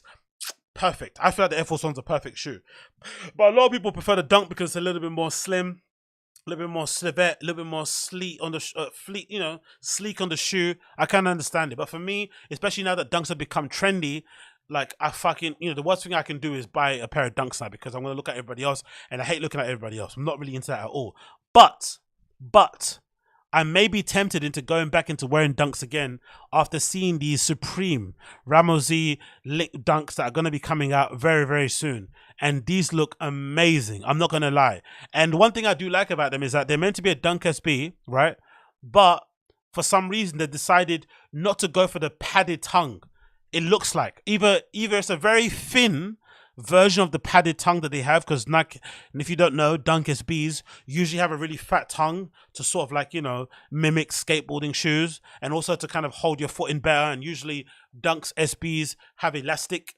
You can kind of spot Dunk SBs because of the box, but usually if the tongue has an elastic straps across, on the side of them to kind of keep the tongue down, that usually means they're SBs. And also sometimes they'll pad the tongue up and put foam in it to kind of make them fat and kind of make the shoes look a bit bouncy. So from what I can see in this picture, they do look a little bit different than what I would assume Dunks would look like, the flipping tongue. So I do like the fact that they've slimmed the tongue out, and it may be a bit padded, but it doesn't have as much padding as you'd imagine. But I just like the makeup of them is perfect for me. You've got the addition of a black upper here. You've got this nice black nubuck sort of like suede toe box with the black eye lace stays, and then you've got this Ramellezee print all over here on the toe box and most of the body, and then you've also got the same sort of swoosh on the the same sort of suede on the swoosh. What I like about this material, especially in black, is that if you're gonna skate them, obviously skating these, ollieing and doing flips and whatnot and tricks on your skateboard, once this suede rubs against the grip tape, it's gonna rub up and fade up really nicely. If you're wearing them day to day, like I will wear my sneakers anyway, if you're not skating, you're still gonna break them in, and they're gonna end up looking great also. I like that addition because I feel like this color is gonna be really deep and dark, but over time, this sort of suede, this sort of nubuck will fade and will crack and stuff and look really good over time, in my opinion. I know a lot of people that are going to buy these are going to make sure they're box fresh. They're going to have them in plastic boxes. They're going to be walking like a duck to not crease them. But for me, I'll definitely wear these and beat them into the ground. I'm not going to have these flipping looking, you know, pristine the whole time, because I think trainers should be worn overall. But these look absolutely hard. I love everything about them. The print is really cool as well. And I think they've also meant to be a dunk high that's also coming out in white. So I like that that's a pack that's involved. And then you've also got like a lace jewel here in the front, which I'll definitely throw away straight away. I'm not really a fan of lace jewels. I always take off the lace jewels on my Air Force Ones, by the way. It always comes with this little badge, this little Air Force One thing. That's the first thing that goes, and I relace them straight away. I think those little lace jewel things are just lame. These things here on the front, where it says Supreme. I know a lot of people kind of like them, but I'm not a fan of them. Same thing with wearing the tags on the shoes. I kind of chuck them away, but yeah, I do like they kind of lace them up, so I'm not really good on that one. So chuck those away and get those out of here. But again, the thing that kills it for me, what I love about it, is the gum sole. I'm a sucker. I'm a sucker for a black sneaker with a gum sole. Give me a black sneaker with a gum sole, and I'm there. The only thing I love more than the black sneaker with the gum sole is a black sneaker with white accents or silver accents, like a silver swoosh, a silver logo. Fucking love them. So these look really, really cool. I do like these, and I'm kind of can't wait for them to come out. It says here, courtesy of Hypebeast, following initial images shared this month, on-foot pictures of the SB Ramellezee have now been surfaced. Much like its high-top counterpart, the iteration features a diverse work of the late American visual artist and boasts a black suede overlays across the mudguard lacing systems and medial swooshes. As previously seen, Gilded Supreme Dubreeze and the Ascent and a co-branded world-famous hang tags are additional. New information reveals that the collaboration will drop in July. Oh, so soon, for $130. So make sure if you are in tune with these, they definitely go and pick them up, because these are going to definitely sell out, especially them being black, you know, easy to wear dunks. Everyone's going to be all over them. Resale, I don't think will be crazy, but again, if you actually want them to wear them, then definitely check them out. But I have heard people saying that buying from the Supreme website has been really easy nowadays, or these days, because of the switch to Shopify, because before they were linked up with this platform called Splay that used to kind of handle their back end sort of stuff and whatnot, but now they switched to kind of full Shopify integration, and obviously, you know, they kind of know how to run shops and whatnot and e-commerce, so they've been able to kind of, I guess, alleviate some of the problems they had previously, or maybe just the stock has increased, who knows. But I've heard a lot of people saying that it's far easier to cop on Supreme now. Obviously, if you wait hours, you're not going to get what you want, but if you're, you know, if you basically check the site around drop time, which I think is like 4 p.m 11 a.m, I forgot what time it is, but usually around those type of times when things are meant to be dropping, you can definitely check out and get a lot of easy stuff without having bots and whatnot, which is pretty cool to see. So I can't wait for these to release when they do finally come out. The Ramellezee Supreme Nike Dunk Lows, they're also going to be coming out in Dunk Highs, and they should be out in July, according to the information courtesy of Hypebeast. And $130 isn't too bad as well. If you can get those for retail, I recommend checking them out. So moving on, I want to quickly mention this because I saw these two articles courtesy of the BBC regarding sobriety, and I've had other conversations with people, and I was kind of briefly talking about it in this other sort of like, you know, London techno group that I'm a part of and whatnot, and a lot of it is kind of triggering for me, because it's kind of triggering because I feel like a lot of it kind of centers around like lifestyle shaming, which I've kind of got in like subtle, really underhand kind of ways, where people are basically, you know, will say stuff like, oh my god, you're still doing that, you're still going to those sort of things, in a kind of weird backhanded compliment sort of, you know, condescending type of way, where they're essentially questioning your lifestyle choices and making it seem like because they're over it, and which a lot of my friends are over partying and over going to raves, and I've clearly got a passion for it, which is the reason why, you know, I want to have my own club in the future. It's clearly something that I'm kind of wanting to pursue, especially being a DJ also. But a lot of my friends are sort of moved on and they've kind of decided to do other things. Of course, the pandemic sort of like sped that up. I think a lot of people either doubled down on their drinking and drug taking, or the pandemic made them decide, hey, I want to start a family, hey, I want a career move, hey, I want to move to another country, or I just want a lifestyle change overall. And people decide to kind of shed away their old self, and when the pandemic was over, things kind of returned back to normal, and they didn't want to go back to going in the pub every day, because to be fair to people as well, the kind of drinking culture here in the UK was getting a bit crazy. Before the pandemic, it was a bit excessive. Like, especially places I used to work in.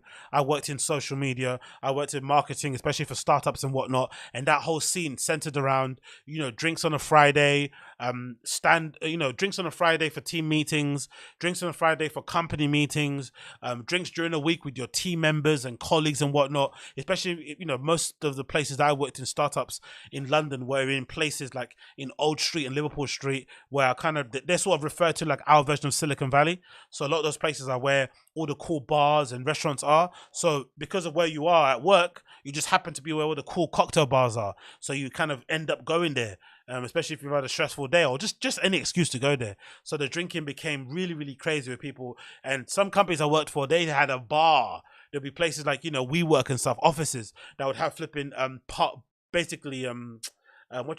they'd have beer on tap that you could basically buy, and some places it could be free. So it got a bit crazy. So the pandemic maybe kind of helped.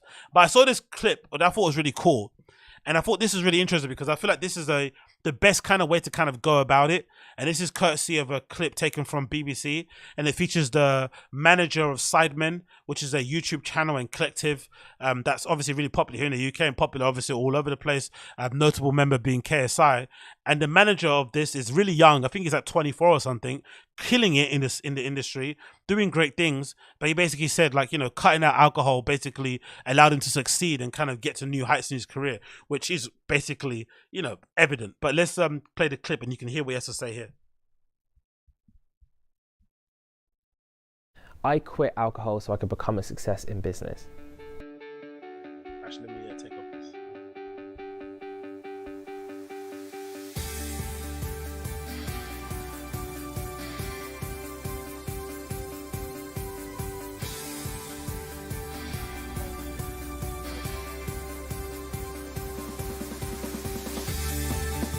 Having been working at companies like Vice and Lab Bible, I was caught up in ultimately that party culture, which is so a part of those businesses, and I knew that needed to stop in order to truly get ahead.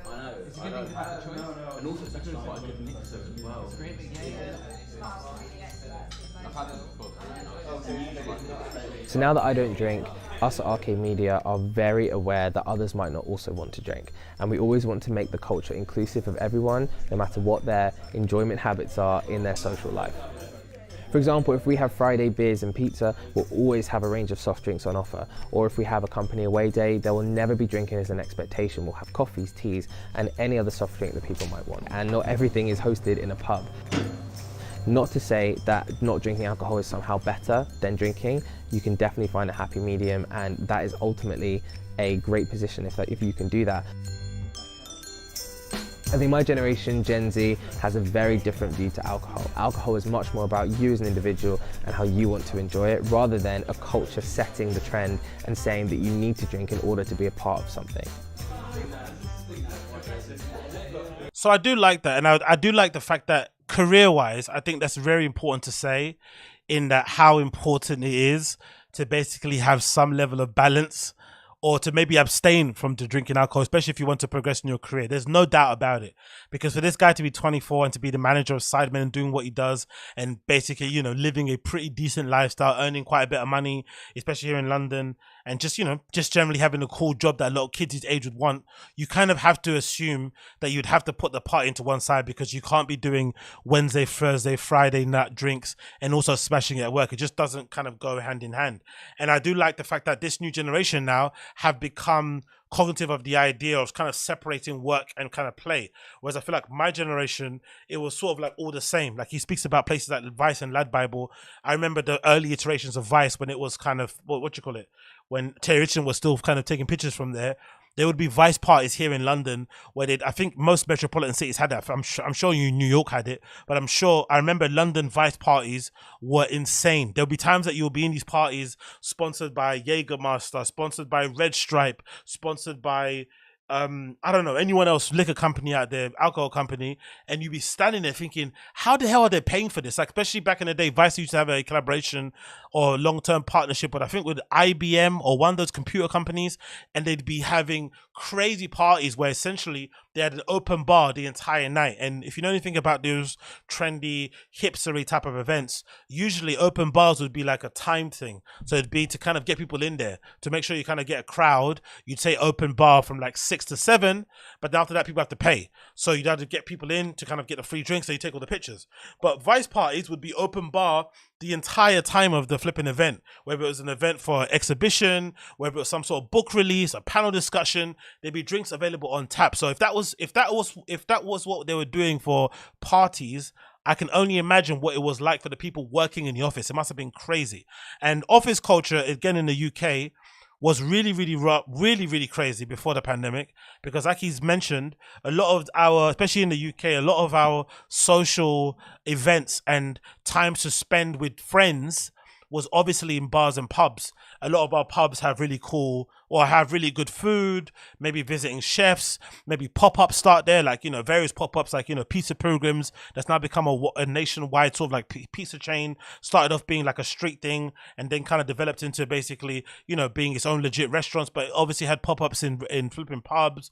Meat Liquor, which is a big one also, has now become nationwide, started in pubs. So the pub and food culture kind of goes hand in hand, but it's very difficult to be in a pub with everyone drinking and just eat. You know, you kind of want to have a drink as well. And at work, especially when you're at work with your colleagues, especially if you're working 9 to 5, 9 to 6, you're there all day, you're stressed out, you want to release, and you want to hang out with your friends. And when you talk about non-work stuff, you go out for a drink. And it was kind of a hand-in-hand thing that kind of went, and it got a bit nuts, especially in my, like I said, industry of working in startups, where most of our offices were located in areas where there was a high concentration of bars and pubs and cocktail faces and nightclubs and whatnot. It just can get a bit crazy and a bit excessive. So I thought the pandemic came like at an oddly weird time, and a perfect time to kind of put the pause on everybody and kind of make people kind of take stock and decide to kind of change up. And I do like the fact that in this office for Arcadia, I think Arcadia Media, whoever manages the Sidemen, that they have an option where you can have kind of like, you know, soft drinks. They have like a fridge full of soft drinks that you can kind of take. So, because I remember back in the days when we used to work, when we used to kind of go to office, now I kind of mostly work from home in the places that I've had jobs at.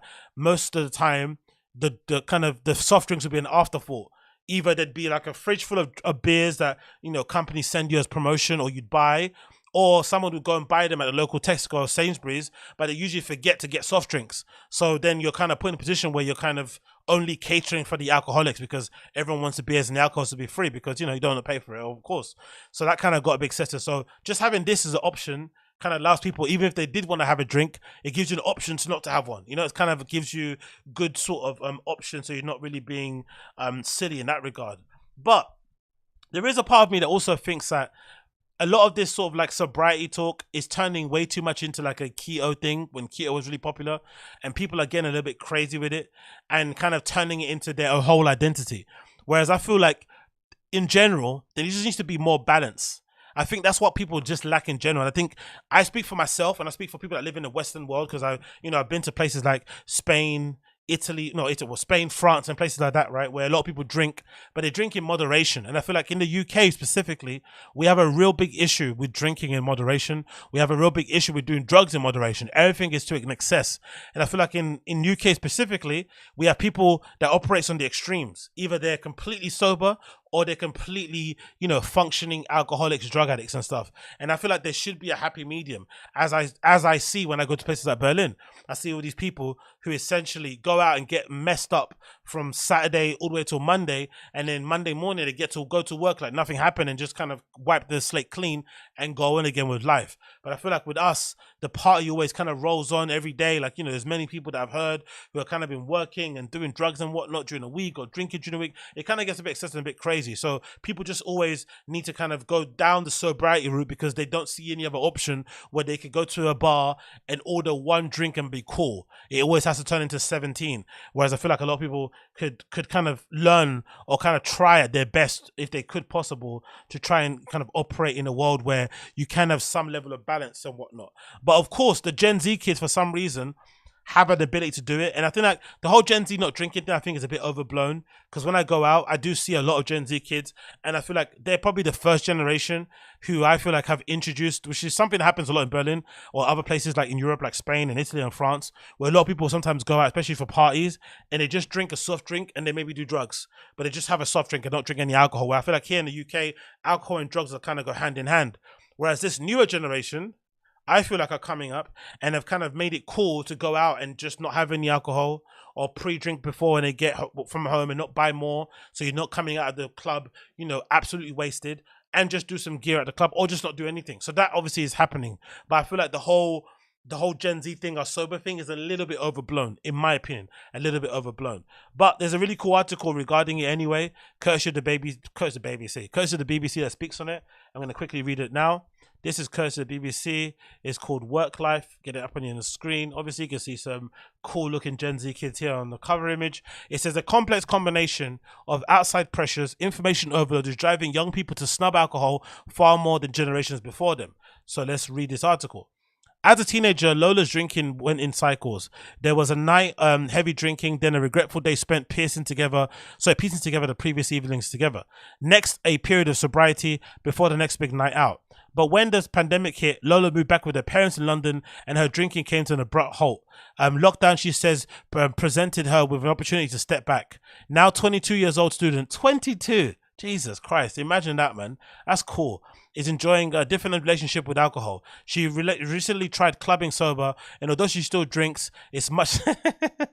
I love that sentence. This sounds like a very Bert Kreischer sentence, right? A different relationship with alcohol. She's still going to the club. Although Richie tried clubbing sober, I did drink. It's like, because I've said it many times. Anybody that lies to you and tries to tell you, oh my God, clubbing sober is so illuminating, it's eye-opening, it can change your life. Liar. They're lying. I go to a lot of clubs. I've been to a lot of places. I've also been there sober. Let me tell you. And I can have fun. I can have my own fun. I can be my own party. It's boring and crap and annoying going to club sober. It can be done, but it's, in my opinion, especially if you've been introduced to clubbing the other way, it pales in comparison. Because sure, it can be done, but let's not try and act like it's a better option, because it definitely isn't. It continues here. It says, I'm not anti-drinking, says Lola. I just don't like getting drunk or feeling ill the next morning. I feel like I like going home safely and remembering people I met. Sober nights work well for me. This is definitely something that I can kind of relate to, but I feel like this is very much example of why, and more of a consequence of like drinking too much.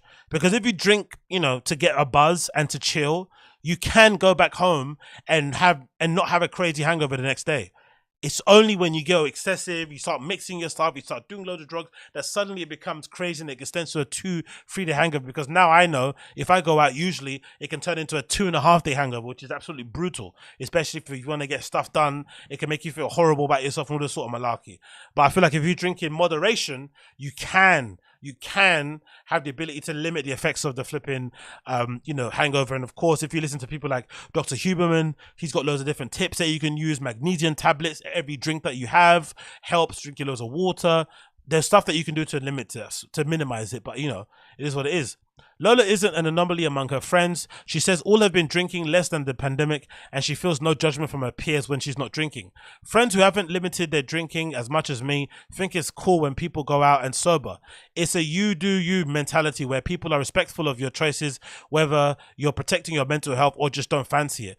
And I feel like that's the main difference with this generation coming up, the Gen Zs. I feel like my generation was very much peer pressure. Like I said before, like my first dalliance, unfortunately, with doing the MDMA was when I got spiked by a friend because they thought I'd enjoy it, and which I obviously did, but still I got spiked, right? I got Bert Kreischer when I first had the MDMA. And, you know, in general, when you go out, there'd always be somebody saying, hey, do you want a bump? Do you want a line? Do you want to have a bit of this? Do you want to have a bit of that? Do you want a bit of this? Do you want a bit of that? Always people offering. And when people offer you those type of things and you're a broke kid with not much money, it can be hard to kind of turn it down. So you kind of end up doing stuff that you don't actually want to do just because people are offering it. Now, it's not pressure, but they're just offering it. And sometimes you feel pressure, but just the offering alone can maybe make you try it. And then suddenly now your whole entire night has completely changed from what you were to do before. So I definitely understand in that regard. It continues. Experimenting with alcohol and drinking to an excess has long been the seen as a rite of passage into adulthood, at least in Western cultures. From an early age, often before the legal age, alcohol is embraced as a societal lubricant, a way to have fun, make friends, and escape the day-to-day realities. Few professionals or social environments are without the form of alcohol. But Gen Zers are taking it slow as they enter adulthood, either by not drinking at all or drinking less often in less quantities than older generations. The UK's largest recent study of drinking behaviours showed in 2019, 16 to 25-year-olds were the most likely to go teetotal. That's incredible, man. That's really cool to see. That there's a whole bunch of like 16 to 25-year-old kids that just don't care about booze, that are just chill. They don't care about drugs. Like, that's pretty awesome, honestly. Were most likely to be teetotal, with 26% not drinking compared to the most likely generation of 55 to 74-year-olds. 50% of them didn't drink. Among US adults, the Gallup showed those ages between 35 and 54 were most likely to drink alcohol with 70%, compared to Gen Z as 60%, Boomers 52%. While a study from 2022 found that the portion of the college-age Americans who were teetotal has risen from 20% to 28% in a decade. Of those who drank, the large portion of the young Europeans defined as over the age of legal limit, drinking up to age 39, drinks once per month, 27%, while in US, the biggest group drank once a week, which is 25%. I'm kind of lucky in that regard, because I've always said, like, my kind of very strict Christian upbringing, which I really hated when I was younger, because I wasn't allowed to go out certain places, or I had people asking me questions where I'm going. Well, it just kind of got annoying. But one thing that I can really say that I was really happy that my parents did was keeping me in church for that long, because my first drink of alcohol must have been like in my early 20s. I must have been like 23, 24 maybe even, which is crazy to think of that, when I had my actual first beer, which is nuts. But I also think because it had to wait so long, it was very difficult for me to kind of build up. It's kind of difficult for me to kind of suddenly become addicted to it. And then because I had it so late, it also kind of became lame to be addicted to it, you know, because I had loads of fun before without booze. I knew how to have fun, but without it, it didn't really exist. And then when I'm going to clubs now, I don't need it to kind of get hyped and stuff, where I can still kind of have it if I want to, but I don't need it as a kind of thing. And also, because I've never had any drinks at home, it wasn't necessarily the drink to go to for, you know, some people always have a drink with dinner. Like, I remember talking to some dude on the train, and we were talking out loud with my friend about, I remember listening to a podcast, and somebody in the podcast said they got through like 12 bottles of red wine per week. And I was on a train talking aloud, thinking, how can you get through 12 bottles of red wine a week? I was like, this is crazy. But then I remember this guy on the train just bumped into our conversation, and he said, hey, I'm in recovery. And he said that I could get through that easily, but it's not that much if you think about it, because if you actually like to drink alcohol, you can have that one bottle and finish a bottle per day. And if you're working from home, it's even more crazy, especially if you have a partner, because you're drinking while you're making food, you're drinking while you're eating a food, you're drinking after. So I was very fortunate in that my house that I grew up in, there was never booze, and we never drank, and drinking alcohol was never like the drink of choice with a meal. It was always water, some sort of fizzy drink or soft drink, but there was never any booze. So the idea of me always having some alcohol with a meal didn't really kind of click until later on. And by then again, I couldn't really develop a kind of addiction to it. So I'm very fortunate in that regard, because there are other parts of my life where, it could have gone left. It continues. The decline in youth drinking, according to experts, is remarkable and widespread in the most high-income European countries, as well as the US, Australia, and New Zealand. During lockdown, Gen Z Australians were most likely to be decreased their alcohol consumption, with 44 reporting that they're drinking less, which is a big deal, because Australians like to get it in when it comes to booze. The Australians are very much like UK people when it comes to drinking. More than double the rate of any generation. Rates of binge drinking among New Zealand's young people also dropped by more than half between 2001 and 2012. It continues. Pinning the downturn on one particular driver, however, is impossible. Gen Zers are growing up in a unique social landscape where, weighed down by financial and societal worries, they're more risk averse. They have a nuanced understanding of how drinking impacts their mental health and that people around them. Consequently, a youth culture that has denormalized drinking is flourishing, and a change is being felt. As Gen Z reshapes the idea of a good night out, often socializes without drinking, and trade the hospitality industry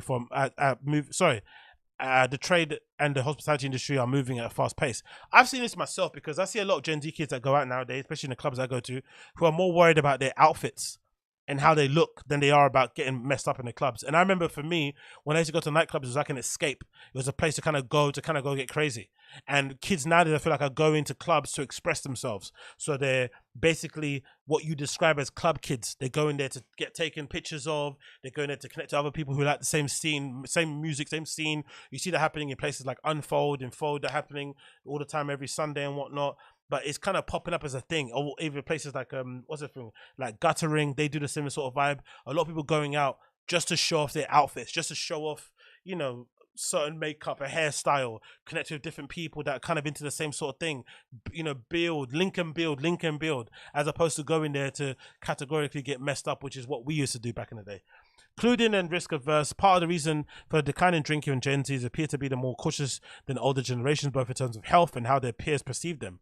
It says here, quote, the decrease in alcohol consumption is certainly not happening because of alcohol policy, because all risky practices are going down, drug use, unprotected sex, risky behaviors like smoking, crime, and driving hazardly. Young people are more risk adverse in general, says Amy Pine, a senior research fellow at the Center of Alcohol Policy Research, La Trobe University, Melbourne. A factor in the shift is young people today know far more about health risk, which is true because the access to information is crazy now compared to before. With more available research, open discussion, and their knowledge is increasingly multifaceted.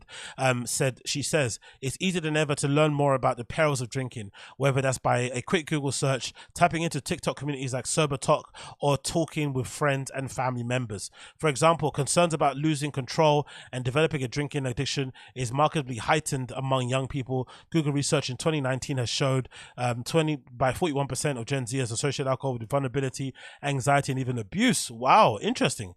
While 60% of UK Gen Zers associate drinking with loss of control, almost double those who don't. The spate of drinking spiking in clubs and bars may also serve as a deterrent, especially for women. Yeah, for sure. When that whole spiking thing was happening, I saw a lot of Gen Z kids basically saying they're never going to clubs ever again. So they're kind of getting scared away from clubs. They're kind of becoming, or they're very health conscious, which is definitely cool to see.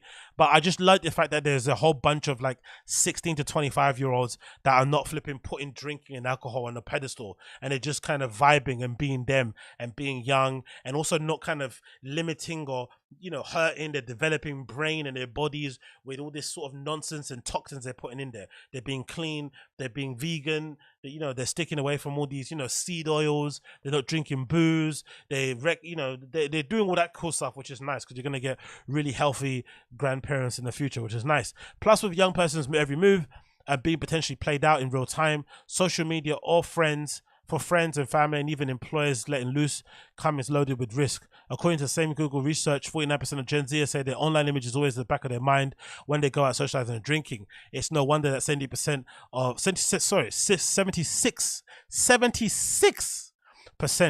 feel it's important to be in control of aspects of their life at all times. That's hilarious that they say that, because that's a complete contrast or the complete opposite of what I was saying earlier about my Tumblr, right? My Tumblr from like 2017, that sort of era, was just loaded with pictures and images of me drinking.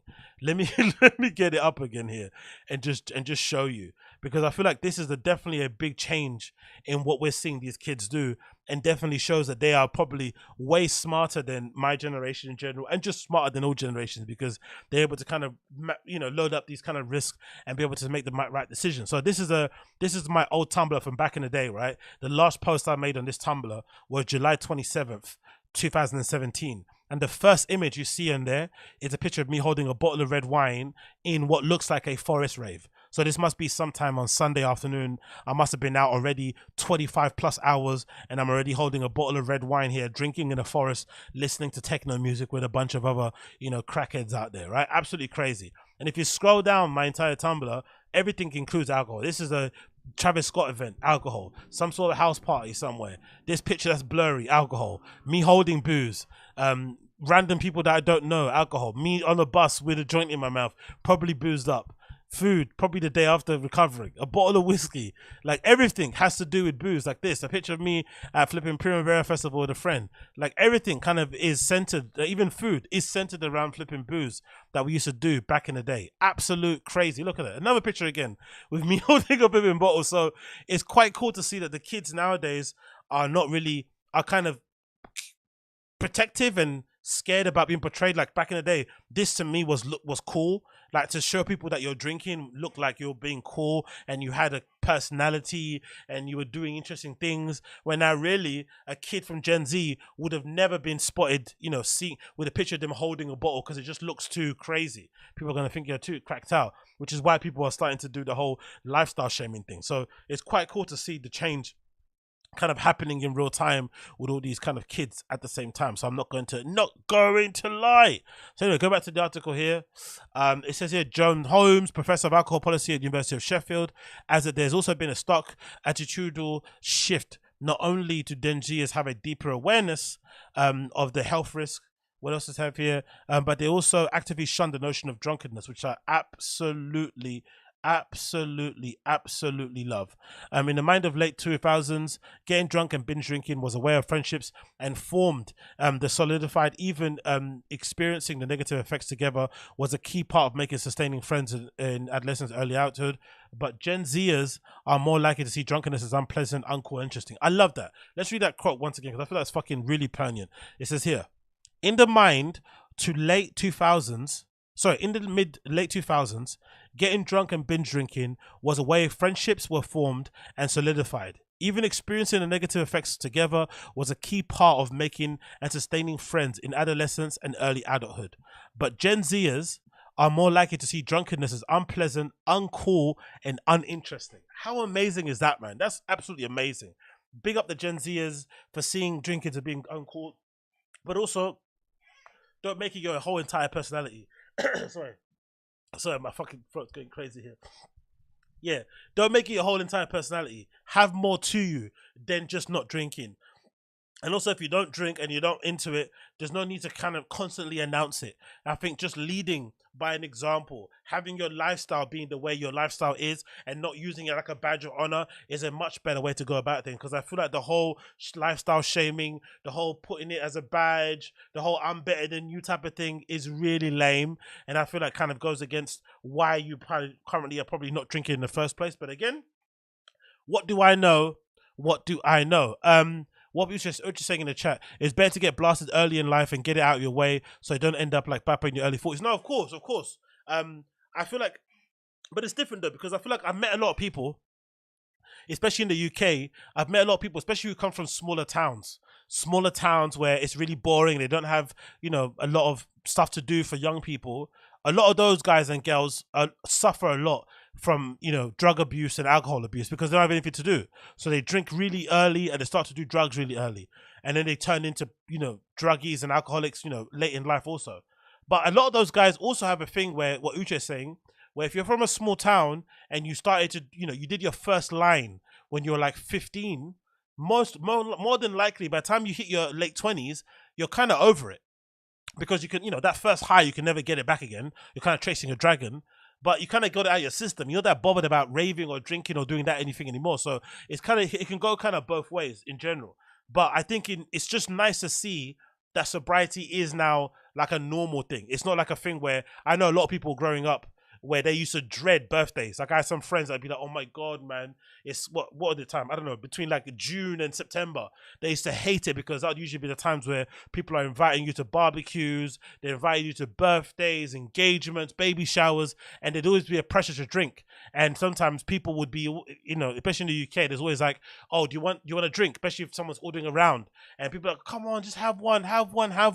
So if you were trying to be sensible, those social evenings were really stressful and it would kind of give you loads of anxiety and loads of stress and just kind of piss you off because you were put in a position where you kind of were shamed into drinking, even though you didn't want to. So people would kind of avoid those places and just not go. So the whole working from home helped things, so people settle down and people just generally just accept that, hey, you can go out, have a flipping ginger beer and also be having fun with your friends. You don't need to also kind of get into the booze and stuff, which I feel like is absolutely incredible. So big up damn Gen Z is coming up for absolutely changing the game and making it cool to be lame.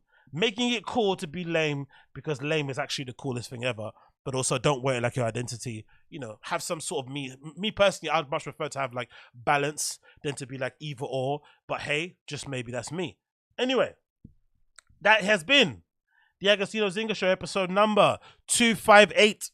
It's been it's 258, 658. Sorry, it's been a pleasure to have your company. It's been an absolute mad one. Thank you for joining here. Thank you for chilling with me. Thank you for hanging with me. It's been an absolute pleasure to have you as per always. Big up the chat. Big up everybody that's kind of joined in. Amazing. If you're watching this stream live, please make sure, please, if you can, smash that like button for me. Make people know that people are watching this and they're engaging with it and they like what you hear. If you don't like it, of course, you're more than welcome to throw a little thumbs down. But if you did enjoy it, throw a little thumbs up for your guy. That would be greatly appreciated. As per usual, I'm going to be doing these 3 times a week. You know how I'll just kind of throw them up randomly. So that'll be good. If you want the random show, I'm probably going to do one on Sunday. That may be coming up. Definitely. Yeah, maybe Sunday. So if you're around on Sunday, check me out. I'll probably do the random show heading out to Sunday. So that'll be definitely good. But for everybody else here, thank you for hanging out with me. If it's Saturday where you're at, enjoy your Saturday. Have some fun. Chill out. You know, relax. Have a good munch and whatnot with your fams and what. And I'll see you guys again on the other side very, very soon. I'm going to play an outro here and a little slideshow, some images that I had loaded up here. That's a little bit lame. But you know what? Let's just do some lame stuff because doing lame stuff sometimes can be fun. Doing lame stuff sometimes can be fun. So bear with me while I get those images up on here on the screen so you guys can enjoy it. But yeah, thank you so much, you guys, for flipping, hanging out with me. It's been a pleasure. So we're going to kind of close out with some nice jazz and whatnot for the video side of the show. But of course, if you're listening to the audio podcast, you'll hear a proper tune of the day. So if you want to listen to my actual tune of the day and what I've been banging this past weekend or this weekend overall, then definitely check out the audio version of the show that'll be available tomorrow. You'll definitely hear me playing a record that I flipping be loving right now at the moment.